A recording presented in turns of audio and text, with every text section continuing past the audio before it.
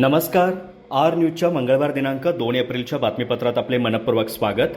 या बातमीपत्राचे प्रायोजक आहेत महालक्ष्मी TMT बार्स. नाते अविरत जुळते आणि प्रत्येकाच्या मनातील चव जपणारे महालक्ष्मी सुरेश मसाले. आजच्या बातमीपत्रात प्रथम पाहूयात गल्लीपासून ते दिल्लीपर्यंतच्या ताज्या घडामोडींचा धावता आढावा आणि स्थानिक बातम्यांमध्ये पाहूयात दुग्ध क्रांतीचे जनक तथा गोकुळचे माजी अध्यक्ष माननीय रवींद्र आपटे साहेब यांच्या वाढदिवसाच्या निमित्ताने त्यांच्या प्रेरणादायी जीवन प्रवासाचा आर न्यूजने घेतलेला अल्पसा धांडोळा. ज्येष्ठ सामाजिक कार्यकर्ते MJ पाटील यांना जीवन गौरव पुरस्कार प्रदान. संविधान संवाद आणि भारतीय संविधान कार्यगौरव सन्मान पुरस्कार सोहळा 2024 झाला संपन्न. राजर्षी शाहू स्मारक भवन कोल्हापूर येथे करण्यात आले पुरस्कार वितरण समारंभ.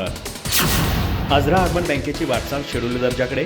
बँकेचा एकूण ढोबळ नफा 12,18,00,000 रुपये. चेअरमन रमेश कुरुणकर यांची पत्रकार परिषदेत माहिती.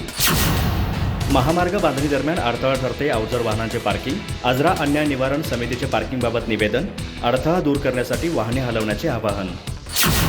आजऱ्यातील सिद्धिविनायक कॉलनी गटार मजबूतीचा प्रश्न सुटणार. हायवे ब्रिज इंजिनियर राजपूत यांची माहिती.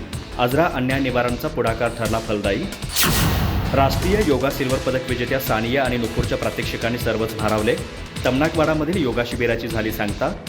राष्ट्रपती पुरस्कार सन्मानित मुख्याध्यापक सुनील सुतार यांचे सलग 17वे योगा शिबिर.